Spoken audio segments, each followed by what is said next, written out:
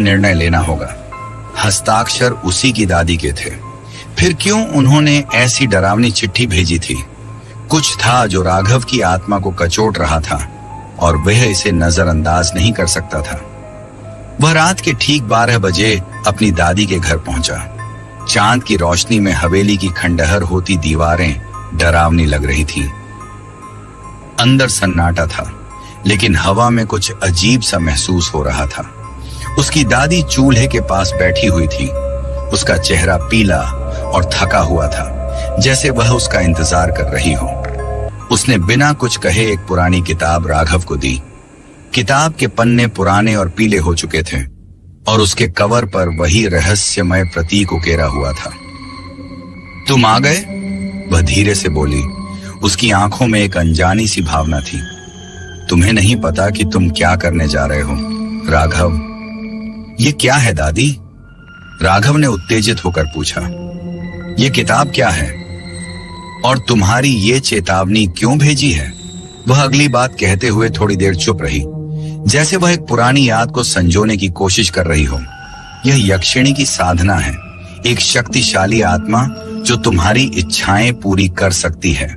मैंने कई साल पहले उससे एक सौदा किया था, धन दौलत सुख और शांति के लिए। लेकिन हमेशा एक कीमत होती है राघव, और मैंने जो कीमत चुकाई वह तुमसे ज्यादा कठिन थी। राघव के चेहरे पर उलझन का भाव था। तो तुम कह रही हो कि इस किताब से मुझे वह सब मिल सकता है जो मैं चाहता हूं? शक्ति, दौलत? उसकी दादी की आंखें गहरी हो गईं। हाँ, लेकिन सावधान रहना, वह औरत सामान्य आत्माओं जैसी नहीं होती। वह एक बलिदान चाहती है। अगर तुम वादा नहीं निभाते तो वह तुम्हें सजा देगी, जैसे उसने मुझे दी। राघव ने हंसते हुए कहा, मैं डरने वाला नहीं हूं। ये सब पुरानी कथाएं हैं। मुझे बस किताब दे दो, मैं अपना भाग्य खुद तय करूंगा।